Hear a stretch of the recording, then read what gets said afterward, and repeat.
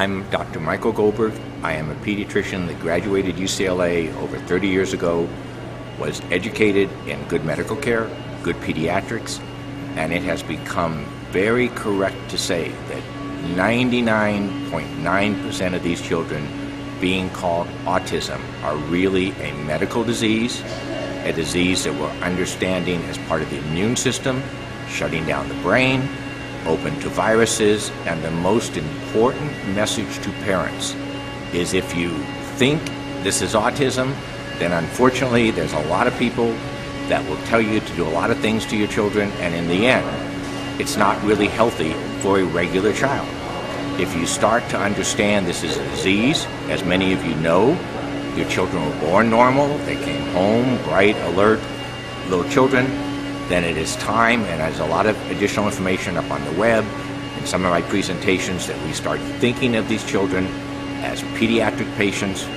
We help all of you get back to the world of medicine, and we do not do anything that can harm a child. You must take steps with medicine and approaches in therapy that we go back to teaching you do no harm.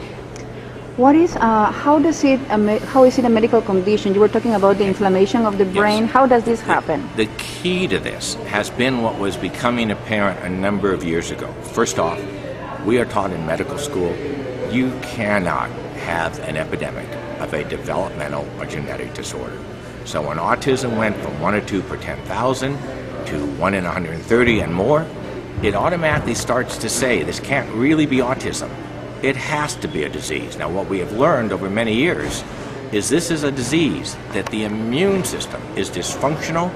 It's actually attacking part of the brain, shutting down blood flow in part of the brain, and the key is to work to get that immune system healthy again, which unfortunately is not possible by a lot of supplements, a lot of the things being done, because the immune system can get overstimulated and actually hurt the brain more. So the key to this is going to be an understanding.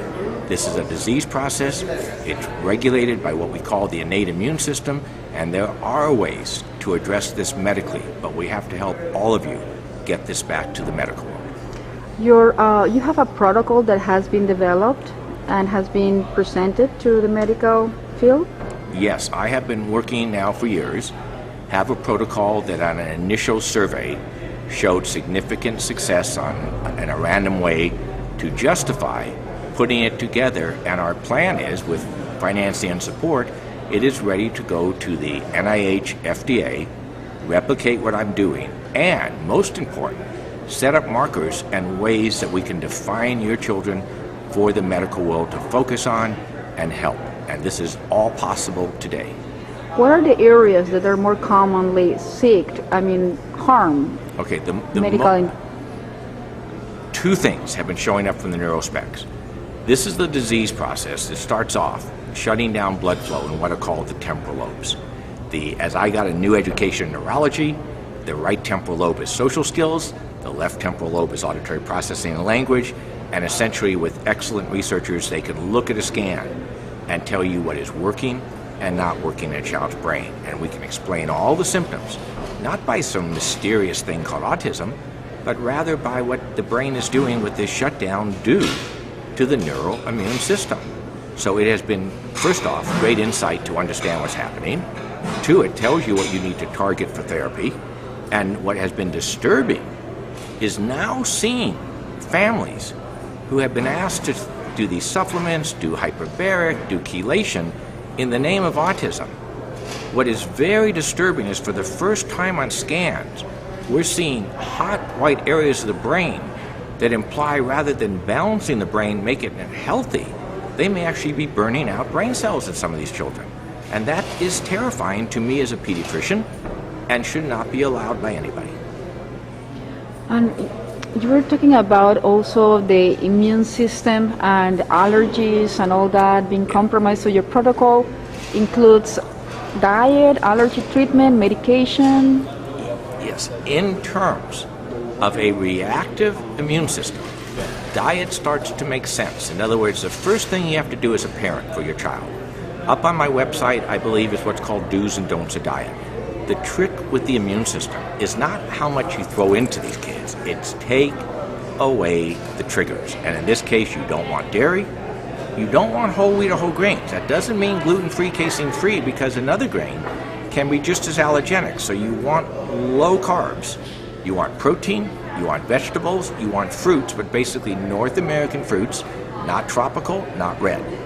And the key to start with for any parent is not how much do you throw into this child, but you take away the triggers to the immune system. And then part of my protocol is then you try to address the virus, you address the temporal lobe, and the goal, it's not easy, but the goal is to get a child healthy. And while this is difficult, I have children that have been with me long term in planning on taking this protocol to the FDA. The first comment was, I am not creating harm as a doctor. And I think that this is a very important message to parents. While they've been made to be afraid of pharmaceuticals, used correctly, there are specific pharmaceuticals that can help the brain. I'm not in favor of antipsychotics, medicines that are going to harm a normal child. But I am also not in favor of supplements and throwing things into a child that have a higher chance of firing off this immune system than making it healthy. How can these viruses hurt these kids? How did it start? Why? Okay. It seems at this point, while certainly one of the questions that we need to study in science will be what comes first, the chicken or the egg, the virus or the immune system. After 25 years, it's getting pretty safe to say the first issue is the immune system. And once the immune system is stressed, you then start to get into the concept that we, over millennium, may actually harbor viruses in our body. If you're healthy, they don't do anything. If you're not healthy, they can activate. And we also live in a sea of viruses. All these children are exposed to roseola is HHV6. We know these viruses are in our communities, but if you're healthy, you handle it and you're okay. If your immune system is not healthy, that's when troubles begin. Okay, and it was amazing to see you yesterday speaking and to see the recovery kids that you brought in. They were fully recovered. I mean, it was incredible. What I have tried to do here, and I hope that anybody looking at this can start to understand. If we want to say autism, there's a million things you could do and get some improvement. If we want to understand this in pediatrics, it does not make it easy.